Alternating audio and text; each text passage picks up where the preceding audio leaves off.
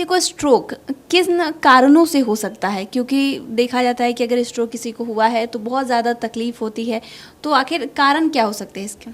अगर स्ट्रोक की बात करें और इस साधारण बोलचाल की भाषा में बोले तो इसका मतलब होता है लकवा। लकवा यानी कि आपके शरीर का कोई अंग का अचानक से कमज़ोर पड़ जाना। अभी हाथ पैर काम कर रहे थे, सुबह सो के उठे, पिछले रात तो बिल्कुल सही सोए थे, अचानक सुबह उठे, ये हाथ या पैर या एक साइड का पूरा बॉडी नहीं उठ रहा, या फिर आप देखेंगे कि मुंह का टेढ़ा हो जाना और या आवाज़ फंस जाना, नहीं निकल पाना।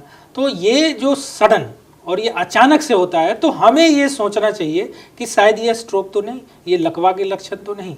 और ये बहुत तरह के होते हैं, लेकिन जनरली दो तरह से हम लोग इसको क्लिनिक्स में डिवाइड करते हैं। एक होता है इस्कीमिक स्ट्रोक, जहाँ कि ब्रेन वेसल्स, ब्रेन में कहीं क्लॉट बन गया और उसने आपके ब्लड सप्लाई को बंद कर दिया, ब्रेन का वो हिस्सा आपका कमज़ोर पड़ जाता है, जिसकी वजह से आपका बॉडी कमज़ोर होता है। दूसरा है ये हेमरेज, अगर ब्रेन में बड़ा सा हेमरेज है या छोटा हेमरेज है, उसकी वजह से भी स्ट्रोक होता है। तो बेसिकली दो तरह से बोल सकते हैं, ischaemic stroke and haemorrhagic stroke. Haemorrhagic stroke थोड़ा more, it is more in the danger zone, but ischaemic stroke that's also dangerous, but ये उतना खतरनाक नहीं होता जितना कि हम लोग हेमरेजिक स्ट्रोक होता है।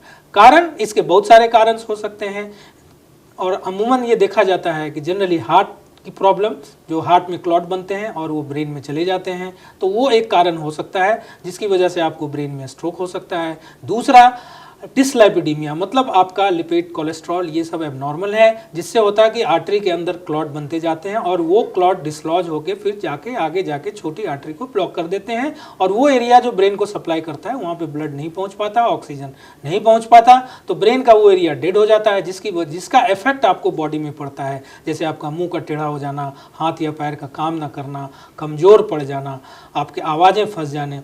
तो अगर ये सब होता है तो आप समझें कि ये स्ट्रोक है।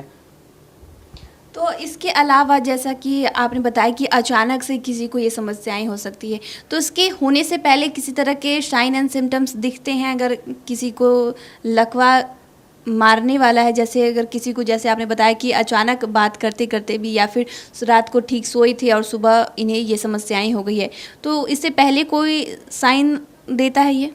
देखिए, ऐसे तो स्ट्रोक ये सडन होता है, तो सडन में इसमें डिपेंड करता है सीवियरिटी कैसा है। अगर ये माइल्ड वेरिएंट है तो शायद कुछ आपको सिग्नल दे, और सिग्नल भी इसी फॉर्म में देगा। अचानक आपका एक साइड का हाथ ना उठना या पैर का ना उठना, या आवाज़ का लड़खड़ा जाना, या आवाज़ बिल्कुल चला जाना। बहुत सारे स्ट्रोक के केस में ये होता है, एक छोटा सा क्लॉट जाके ब्रेन के उसी एरिया को ब्लॉक करता है जहाँ से आवाज़ उत्पन्न होती है। तो नतीजा ये होता है कि आप बोलना बंद कर देते हैं अचानक से, तो वो भी एक स्ट्रोक का फॉर्म होता है, हाथ पैर कमजोर पड़।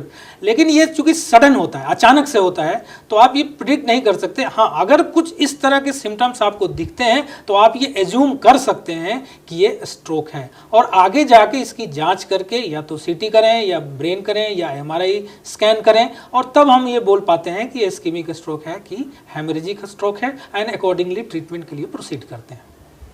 अगर बात करें इलाज की, तो अगर किसी को स्ट्रोक हुआ है तो इलाज से कितना चांस है उसके ठीक हो जाने का?